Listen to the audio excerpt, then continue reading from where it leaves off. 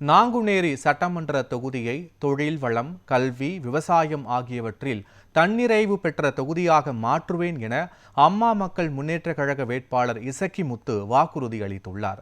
அம்மா மக்கள் முன்னேற்றக் கழக வேட்பாளர் இசக்கி முத்து நாங்குநேரி சட்டமன்ற தொகுதிக்கு உட்பட்ட சீவளப்பேரி துர்க்கை அம்மன் கோவிலில் சுவாமி தரிசனம் செய்தார். பின்னர் சீவளப்பேரி மெயின் பஜாரில் குக்கர் சின்னத்திற்கு பொதுமக்களிடம் வாக்குகளை கேட்டு தேர்தல் பிரச்சாரத்தை துவங்கினார். அப்போது பேசிய அவர், பாளையங்கால்வாயில் சிமெண்ட் தளம் அமைத்து சீராக தண்ணீர் கிடைப்பதற்கு நடவடிக்கை எடுப்பேன் என நம்பிக்கை தெரிவித்தார். நாங்குநேரி சிப்காட் வளாகத்தை செயல்படுத்தி இளைஞர்களுக்கு வேலைவாய்ப்பு கிடைப்பதை உறுதி செய்வேன் என்றும் கூறினார். அதனைத் தொடர்ந்து சீவளப்பேரி, பேட்மாநகரம், நடுவக்குறிச்சி உள்ளிட்ட பகுதிகளில் தேர்தல் பரப்புரை மேற்கொண்டார்.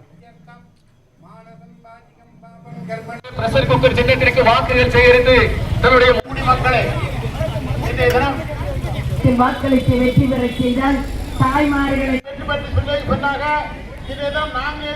வணக்கம்.